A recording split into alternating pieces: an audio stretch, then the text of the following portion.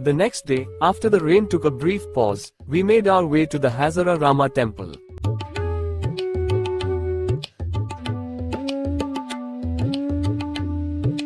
As we approached, the first thing that struck us was the temple's walls, adorned with what could best be described as ancient comic strips of the Ramayana, the epic tale of Lord Rama.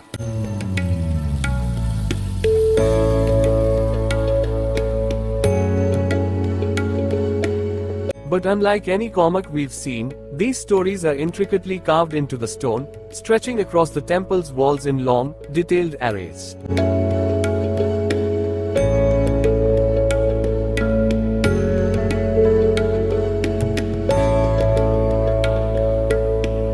Now, by Hampi's standards, this isn't a huge temple, but its significance is undeniable. Nestled right in the heart of the royal area, this temple was no ordinary place of worship.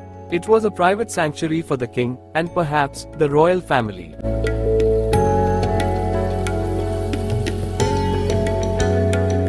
The temple's central location within the citadel tells us just how important it was. As we explored, we noticed that all paths within this royal complex seemed to converge at this temple, a true hub of the area.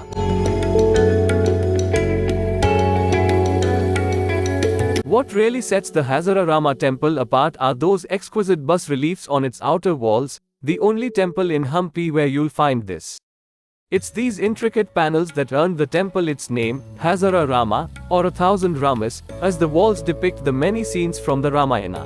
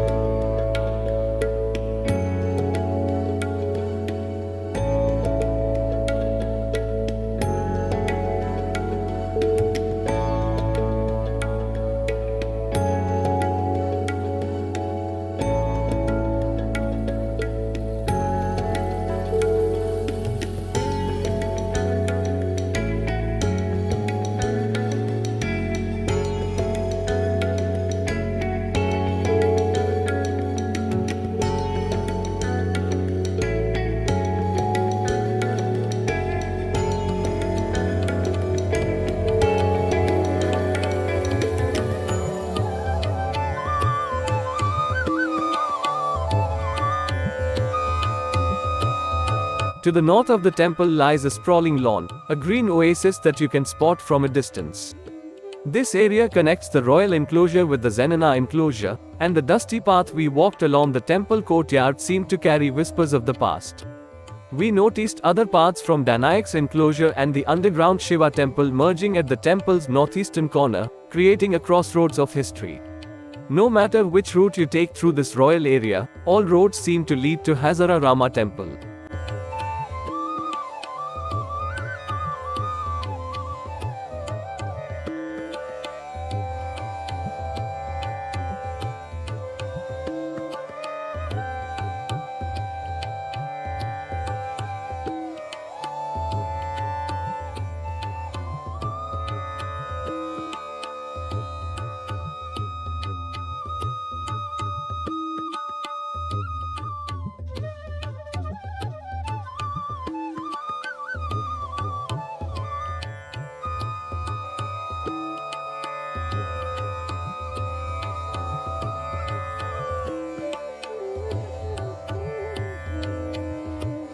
Just a short 2 kilometers away from the bustling Virupaksha temple, we found ourselves at the base of a hill, looking up at the Yantrodrika Hanuman temple. Built over 500 years ago by the revered Dvaita philosopher and Rajguru of the Vijayanagara Empire, Sri Vyasaraja, this temple holds a special place in Hampi's spiritual landscape. It's the second most important shrine dedicated to Lord Hanuman in the region, and as we began our ascent, we could feel the weight of its significance. Legend has it that Sri Vyasaraja would draw a picture of Lord Hanuman on the rocks every day, using nothing but charcoal. After offering his prayers, the image would mysteriously disappear. This ritual is said to have taken place right here, where Lord Ram and Hanuman are believed to have met for the very first time during the Ramayana era. This temple is also home to the first of 732 Hanuman idols installed by Sri Vyasaraja, making it a site of immense historical and religious importance. As we reached the top of the hill, the breathtaking view of the Tungabhadra river greeted us. The river flows gently by, with a part of it known as Chakratirtha, adding to the temple's divine aura. We couldn't help but feel a deep sense of peace as we stepped inside. The temple itself is modest, but what it holds is extraordinary. The famous Yantrodharika Hanuman Stotram was composed here, and it is said that devotees who chant this powerful sloka thrice a day for 6 months can have their wishes fulfilled.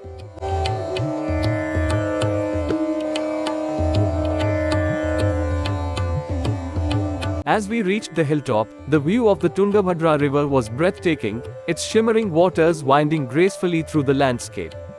We found solace under the wide branches of a majestic banyan tree by the riverbank, where the peaceful rustle of leaves and the gentle flow of the river created an atmosphere of deep tranquility. Sitting there, time seemed to stand still, and we were enveloped in a serene calm that soothed our souls. In that quiet moment, with the river's timeless beauty and the ancient trees' shade, we felt a profound connection to the world, a memory of peace that would stay with us long after we left this sacred place.